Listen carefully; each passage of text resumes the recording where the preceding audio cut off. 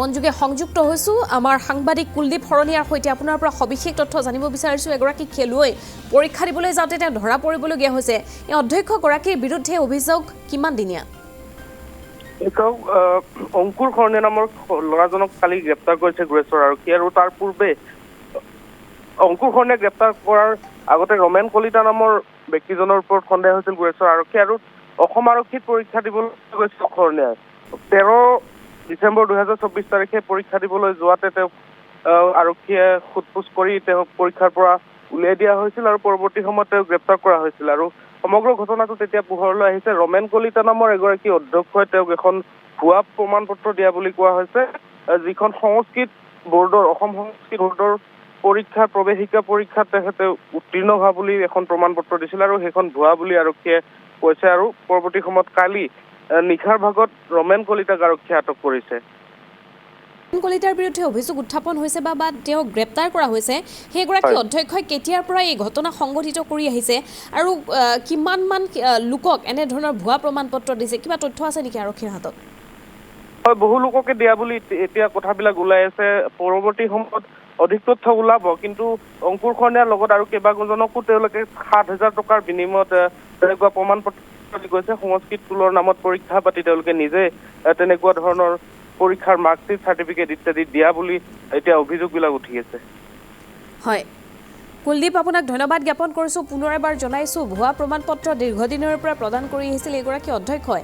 এগৰাকী খেলুৱৈকো প্ৰদান কৰিছিল এই ভুৱা প্ৰমাণ পত্ৰ। অৱশেষত পৰীক্ষা দিবলৈ আহি ধৰা পৰিবলগীয়া হৈছে খেলুৱৈগৰাকী। এই ঘটনাটো সংঘটিত হৈছে গুৰেশ্বৰত। গুৰেশ্বৰ আৰক্ষীয়ে নিশা গ্ৰেপ্তাৰ কৰিছে ৰমেন কলিতা নামৰ অধ্যক্ষগৰাকীক। সংস্কৃত টুলৰ পৰীক্ষাৰ ভুৱা প্ৰমাণ পত্ৰ দি আহিছিল এই ব্যক্তিগৰাকী। অৱশেষত তেওঁক গ্ৰেপ্তাৰ কৰা হৈছে। 2016 চনত বহু শিক্ষাৰ্থীৰ পৰা 7,000 টকাকৈ লৈ তেওঁ এনেধৰণৰ ভুৱা প্ৰমাণ পত্ৰ প্ৰদান কৰি আহিছিল।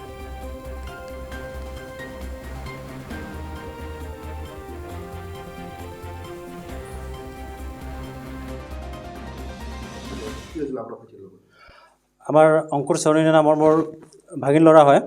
সেই ভাগিন ল'ৰাজন মানে যোৱা 4 তাৰিখৰ ৰাতি পুলিচে আমাৰ গুৰেশ্বৰ থানাৰ পৰা পুলিচে ধৰি লৈ যায়।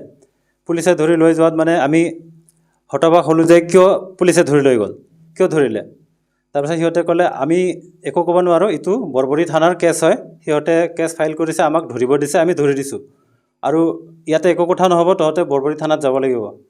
এতিয়া বৰবৰী থানাৰ পৰা গাড়ী আহি আছে, তাৰপিছত তাতে গৈ তাতে সোধা পোছা কৰিব, তাতে গম পাব। তাৰপিছত আমাক তাৰ পৰা গুৰেশ্বৰ থানাৰ পৰা পঠাই দিলে। তাৰপিছত অংকুৰ শৰণীয়াক মাতিলে, মাতাৰ পিছত তাক সুধিলে। তাৰপিছত সুধি ক'লে যে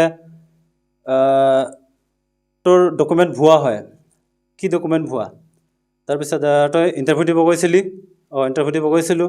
তাৰপিছত তাতে ভুৱা চাৰ্টিফিকেট লয়, কিয় ইণ্টাৰভিউ দিব গ'লি? তই ক'ৰবাত কিনিবলৈ গ'লি?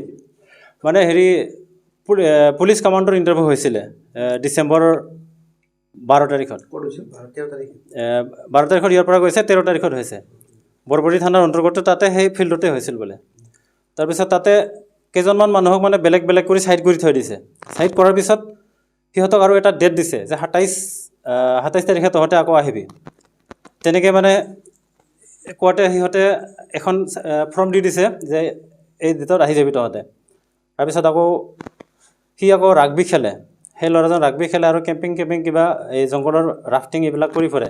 তেওঁৰ চাৰ্টিফিকেটখন ভুৱা বুলি কৈছে। আমি সেই কাৰণটো আমি ইমান গম পোৱা নাই। প্ৰথমতে ইণ্টাৰভিউ দিওঁতে ক'লে কি এইখন ভুৱা। কিহৰ কাৰণে ভুৱা? অংকুৰক সুধিলে। অংকুৰে ক'লে যে এইখনটো মই লিগেলি দিছোঁ, মই ৰমেন কলিতা ছাৰৰ দ্বাৰা মই এইটো পৰীক্ষা দিছোঁ। এইটো সংস্কৃত টুল বুলি সেই পৰীক্ষা দিছিলে। 2016 চনত দিছে। 2016 চনত দিছে শনেশ্বৰ বৰংগাবাৰী সংস্কৃত বিদ্যালয়, এই স্কুলখনত তেওঁ পৰীক্ষাটো দিছে। তাতে পুলিচ গাৰ্ডো আছিলে বোলে।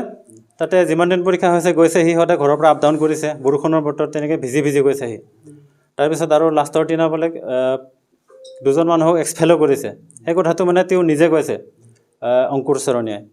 আৰু তেনেকৈ সেই স্কুলত যিহেতু পৰীক্ষা দিছে, সেই বৰ্ডত পৰীক্ষা দিছে, সেইখন কেনেকৈ ভুৱা হ'ব পাৰে?